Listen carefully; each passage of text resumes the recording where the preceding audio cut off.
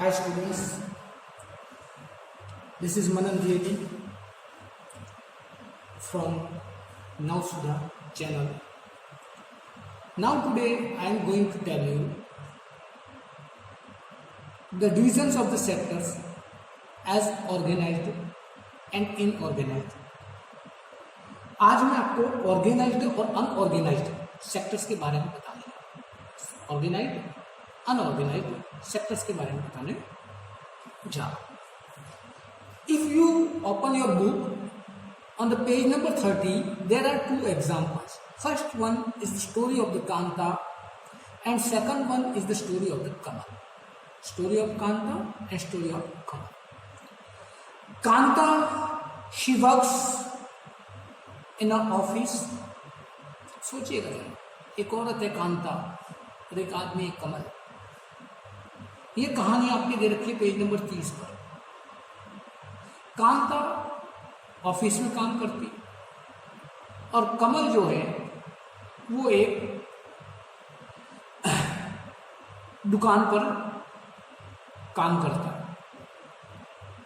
अब जरा सोचिएगा, कांता जो कि ऑफिस में काम करती है, Kanta who works in office and Kamal who work in a shop, दोनों के काम में किसका काम अच्छा होगा, किसका काम मजेदार होगा या कौन टेंशन फ्री होगा? सोचिए।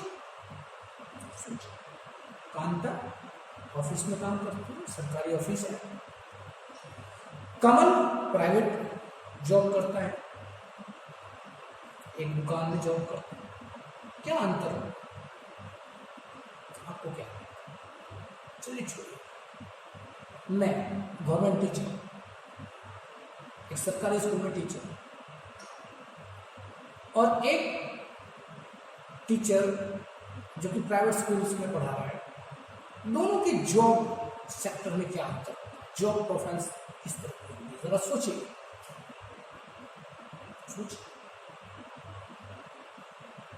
क्या आपको कुछ अंतर लगता है? एक्सीलेंट। सबसे पहली बात तो होगी job security. My job is secure for 20 and 30 years. जब तक रिटायर्ड नहीं हूं तब तक मेरा जॉब सिक्योर है। बट द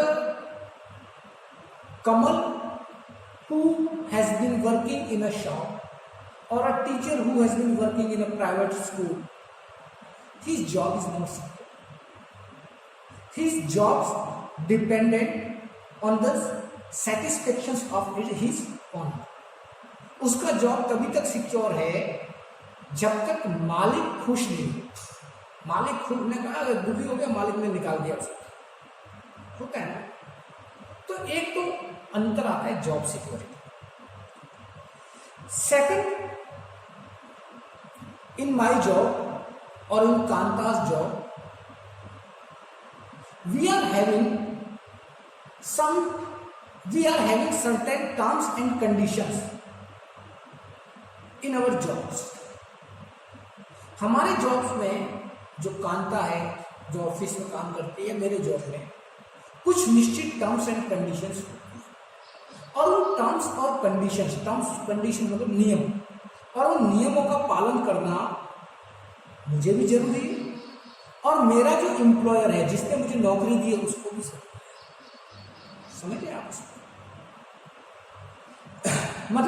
मतलब ये कि जो कांता जॉब कर रही है या मैं जॉब कर रहा हूं, उस जॉब के अंदर जो नियमावली है उसका पालन करना दोनों के लिए जरूरी है, मेरे लिए भी और मेरे एम्प्लॉयर के लिए भी। सरकार है तो सरकार या ऑफिस है तो।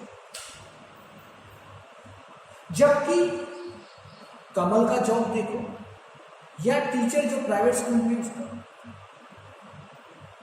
Yes you can say that some certain terms are there but mostly they are not followed by employer और समटाइम रिक्रूट जो व्यक्ति है उसके द्वारा भी फॉलो। जो लोग कमल की तरह दुकानों पर काम कर रहे हैं या प्राइवेट स्कूल्स वगैरह में काम कर रहे हैं, उनके लिए जो नियमावली होती है वो ऐसी शुद्ध नहीं होती, मतलब इतनी प्योर पावरफुल नहीं होती। कई बार उसका उपयोग मालिक भी नहीं करते और कई बार उसका फॉलो जो है वो काम करने वाला भी नहीं करता, वर्कर भी नहीं करता। समझे ना? तो ये अंतर है। पहला तो जॉब सिक्योरिटी, दूसरा अंतर किसके बारे में आया? बिल्कुल टर्म्स एंड कंडीशंस के बारे में। और बताते हैं, I am the government teacher and I have paid holidays, but the Kamal who has been working in a shop he does not have paid holidays। मैं सरकारी टीचर हूं, मुझे पेड हॉलीडेज मिलती है, कांता को पेड हॉलीडेज मिलती है, मतलब छुट्टी के दिन की तनख्वाह मिलती है। लेकिन जो व्यक्ति ट्रैक्टर पर काम कर रहा है या घर बनाने का काम कर रहा है या कमल की तरह दुकान पर काम कर रहा है, क्या उसको पेड हॉलीडे मिलती है, मतलब छुट्टी की भी तनख्वाह मिलती है क्या? नहीं मिलती है। मैं तो बीमार हो गया था, मैंने मेडिकल दे दिया 15 दिन के, लेकिन वो कमल जो कि शॉप में काम कर रहा है वो बीमार हो गया, उसने 15 दिन का मेडिकल दे दिया, क्या उसका मालिक उसको तनख्वाह देगा? This is the difference, this one is the difference. Okay, फिर एक अंतर आप ये भी देख सकते हो कि मेरी नौकरी में और कांता की नौकरी में निश्चित टाइम अवर्स, मतलब निश्चित 6 घंटे नौकरी करनी, मतलब 6 घंटे ही नौकरी करनी, 8 घंटे नौकरी करनी है, मतलब 8 घंटे ही नौकरी करनी है, वर्किंग आवर फिक्स है। लेकिन कमल जो है वो सुबह 8 बजे जाता है और रात को 8 बजे आता है, और कभी कभी तो सेठ बोलता है कि भाई 2 घंटे और रुक जा, नया माल आ रहा है, वो माल दुकान में जमाते जाना, तो बेचारा 2 घंटे और भी रुक जाता है और उसको पैसा भी नहीं मिलता। Means there are no fixed working hours in the job of Kamal, but in the job of Kanta or in the job of mine, there are fixed working hours, and no one can take more hours from us। हमसे कोई ज्यादा घंटे काम नहीं कर सकता। तो ये भी अंतर है। इसके अलावा अंतर क्या है?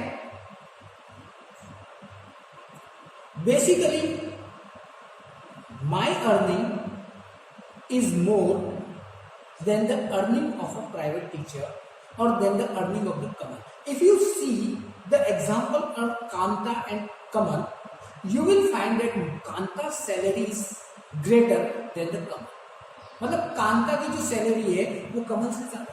हाँ, ऐसा होता है ना, ऐसा। अब आप पूछोगे सर ये सब अंतर है, चलिए मैं और बताता।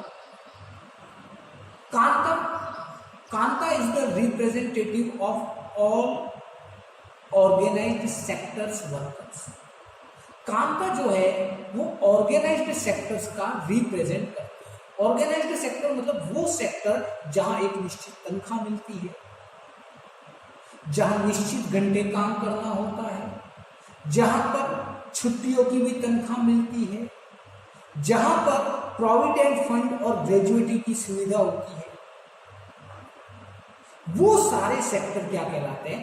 Organised sector. और अनऑर्गेनाइज्ड सेक्टर जहां पर ये सब नहीं होता, जहां काम के घंटे फिक्स नहीं है, जहां तनख्वाह फिक्स नहीं है, जहां पर प्रोविडेंट फंड ग्रेजुएटी वगैरह नहीं होता है। अब आप बोलोगे प्रोविडेंट फंड क्या होता है, ग्रेजुएटी क्या होती है? तो जब कुछ पैसा जो होता है वो कमाई में से कटता रहता है, 1000, 2000, 3000 जैसे जिसमें होता है, और फिर वो पीएफ में और ग्रेजुएटी में जमा होता रहता है, और वो तब मिलता है जब व्यक्ति नौकरी छोड़ता है। जब नौकरी, क्या आपको लगता है कमल को ये मिलता होगा? नहीं ना। लेकिन जो ऑर्गेनाइज्ड सेक्टर में काम कर रहे हैं उन सबको ये चीजें provide. So these are the basic differences in organised sector and in organised sector. Kanta is just the representative of the workers of the organized sector. Same teachers, doctors, and person who has been working in the banks, bank में काम करने वाले teachers, doctors, सरकारी teachers mostly organised sector में। Private में भी कई सारे इंस्टीट्यूट्स हैं, बहुत सारे स्कूल्स हैं जहाँ पे टीचर ऑर्गेनाइज्ड सेक्टर में आते हैं। जी हाँ, मतलब उनको छुट्टियाँ वगैरह मिलती हैं, पेड छुट्टियाँ मिलती हैं, उनको भी प्रोविडेंट फंड का भी प्रावधान है। कुछ सरकारी स्कूल्स, कुछ प्राइवेट स्कूल्स ऐसी हैं जहाँ पर ऑर्गेनाइज्ड सेक्टर की तरह चलती है ना, कुछ नहीं भी है, आंदोलन में भी चलती है जहाँ पर ये सब अलाउ नहीं होता, या कई बार सरकार तो उसे ऑर्गेनाइज्ड सेक्टर में मानती है लेकिन वहां नियमावली उसी की चलती है जिसकी स्कूल है। But mostly hospitals and schools these are the organised sector. Factories, जो बड़ी बड़ी फैक्ट्रियाँ होती है वो भी ऑर्गेनाइज्ड सेक्टर्स में आती है, उनके वर्कर्स को भी प्रोविडेंट फंड मिलता है, छुट्टियां मिलती है, सब मिलता है। अनऑर्गेनाइज्ड सेक्टर में जैसे कमल का उदाहरण दिया, शॉप पर काम करता है, वो किसी की दुकान किसी और की, और वहां पर काम करता है। इसी तरह से आपके कंस्ट्रक्शन में जो लोग लगे होते हैं, बिल्डिंग वगैरह बनाने में जो लोग लगे होते हैं, वो अनऑर्गेनाइज्ड सेक्टर्स में। इसी तरीके से स्मॉल स्केल इंडस्ट्रीज में जो लगे होते हैं, जो छोटे छोटे उद्योगों में लगे होते हैं, छोटे छोटे उद्योगों में जो मजदूर लगे होते हैं, वो सब किसमें आते हैं? अनऑर्गेनाइज्ड सेक्टर में। इसी तरीके से कई सारे रैक पिकर्स होते हैं। रैक पिकर्स मतलब होता है कचरा उठाने वाले, कूड़ा करकट उठाने वाले। इसी तरीके से कपड़ा बनाने वाले, गारमेंट मेकर्स, ये सारे के सारे किसमें आते हैं? Unorganised sector. और इनको वो सारी सुविधाएं नहीं मिलती जो ऑर्गेनाइज्ड सेक्टर वालों लोगों को मिलती। And unorganized sector, mostly cobbler, mostly people who have been working in small scale industries, people head loaded workers, coolie वगैरह जिनको बोलते हैं वो, रैक पिकर्स, शू मेकर्स, ये सब क्या है? अनऑर्गेनाइज्ड। हाँ, बिल्डिंग कंस्ट्रक्शंस में काम आने वाले लोग, ये सब क्या है? अनऑर्गेनाइज्ड सेक्टर से। ये काम पे जाएंगे तो ही उनको तनख्वाह मिलेगी, वरना इनको तनख्वाह हो सकता है मालिक ने 2 घंटे ज्यादा काम कर दे तो 2 घंटे ज्यादा भी काम कर दे, वर्किंग आवर्स फिक्स नहीं। पैसा भी कम मिलता है, उतना अच्छा पैसा, मेहनत भी ज्यादा होती है, ग्रेजुएटी वगैरह तो मिलने का चांस ही नहीं है। दूसरी तरफ ऑर्गेनाइज्ड सेक्टर में ये सब। जल्दी से बताइए आप कौन सी नौकरी करना चाहेंगे, ऑर्गेनाइज्ड सेक्टर में या इनऑर्गेनाइज्ड सेक्टर? एक्सीलेंट, ऑर्गेनाइज्ड सेक्टर में। क्यों? क्योंकि वहां पर ये सब काम, ये सारी सुविधाएं, ये सारी फैसिलिटीज आपको available, right? Okay, now there is a question. You may have seen rag pickers in your villages और इन योर टाउन। आपने आपके गांव में कचरा उठाने वाले, बिनने वाले देखे होंगे, आपके शहर में आपने कचरा उठाने वाले देखे होंगे।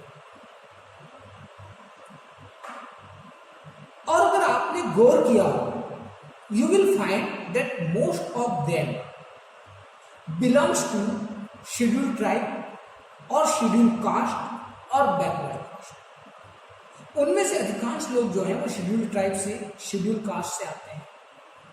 And they are mostly, sometimes they are heated, sometimes they are heated by social discrimination, है ना? कई बार उनको सामाजिक भेदभाव का सामना करना पड़ता है, सामाजिक भेदभाव का सामना। तो यहां ये सवाल पैदा होता है कि इस अनऑर्गेनाइज्ड सेक्टर्स में काम करने वाले लोग जो होते हैं वो कई बार अनजस्टिस के शिकार हो जाते हैं, उनके साथ कई बार अन्याय होता है। आपने देखा होगा अभी जो लॉकडाउन हुआ, लॉकडाउन में कई सारे श्रमिक जो थे वो शहरों से गांवों की तरफ चले गए और मिल मालिकों ने क्या किया, उनकी तनख्वाह बाय बाय बाय बाय, उनको भेज दिया गांव में, जाओ तुम, और उनकी तनख्वाह भी नहीं दी। देखा होगा आपने, बहुत सारे एग्जाम्पल्स आए ऐसे।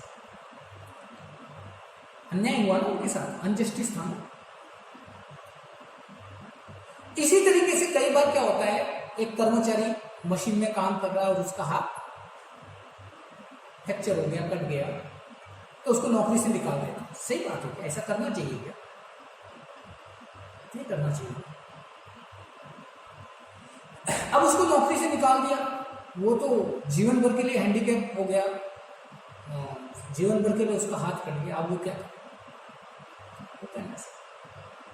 कई बार कोई व्यक्ति बीमार पड़ गया, उसको 20-25 दिन के लिए बीमार पड़ गया, उधर मालिक ने कहा तू काम का ही नहीं है, नौकरी से निकाल दिया। 20 दिन बाद वो ठीक होकर के गया, मालिक ने कहा मैं 20 दिन की तनख्वाह दे दूंगा। वो बीमार था ना, उसका हक था। ऐसा होता है ना, ये सब अनऑर्गेनाइज्ड सेक्टर में लगे लोगों के साथ ज्यादा होता है। तो क्या करना चाहिए? क्या सरकार को इनकी देखरेख नहीं करनी चाहिए? क्या सरकार को इनके साथ न्याय प्रणाली विकसित नहीं करनी चाहिए? हाँ, करनी चाहिए, और करती भी है सरकार, करती भी है। कैसे करती है, उसके 1-2 एग्जाम्पल्स हम बता देते हैं। आपने भी देखा होगा कि लॉकडाउन में जब कई सारे लोग बेरोजगार हो गए, जैसे टैक्सी चलाने वाले थे, वो बेचारे बेरोजगार हो गए, घर पर बैठे। आपने देखा होगा दिल्ली सरकार ने उन्हें 5-5 हजार रुपये उनके खाते में डाले। ये क्या है? This is the help from government to unorganised sector. इसी तरीके से आपने देखा होगा कि कई सारे लोगों के खाते में केंद्र सरकार की तरफ से भी पैसा है, 1000 रुपया, 2000, वट एवर। लेकिन ये सब क्या है? ये अनऑर्गेनाइज्ड सेक्टर में काम करने वाले लोगों को सरकार की तरफ से दी गई मदद है। इसी तरीके से आपने देखा होगा जब माननीय प्रधानमंत्री जी ने लॉकडाउन की घोषणा की थी, तो उन्होंने एक रिक्वेस्ट की थी कि सभी लोग अपने अपने कर्मचारियों को इस लॉकडाउन की तनख्वाह दें, की थी ना। ये क्या था? माननीय प्रधानमंत्री जी के द्वारा अनऑर्गेनाइज्ड सेक्टर में लगे लोगों की मदद के लिए एक आश्वासन दिया गया था। हाँ, आपके घर में जो मेड है, जो काम वाली बाई है, वो भी अनऑर्गेनाइज्ड सेक्टर में, और माननीय प्रधानमंत्री जी ने ये भी कहा था कि उसे भी आप पेमेंट दीजिए, कहा था ना। ये क्या है? ये मदद है। इसी तरीके से कई सारी स्मॉल स्केल इंडस्ट्रीज को गवर्नमेंट ऑर्गेनाइज्ड सेक्टर में डाल देती है और उनके लिए भी नियमावली बनाने के लिए प्रयास करती है, कई सारे सेक्टर्स। इसी तरीके से सरकार ने प्रोविडेंट फंड की सीमा को भी कम कर दिया है, जिससे ज्यादा से ज्यादा लोग पीएफ में शामिल हो सके, पीएफ में जुड़ सके।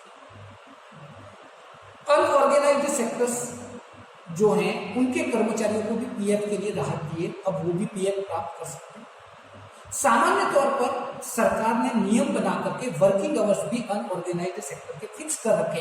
ये बात अलग है कि उनका पालन होता है या नहीं होता है, but government has been trying, सरकार कर रही है काम।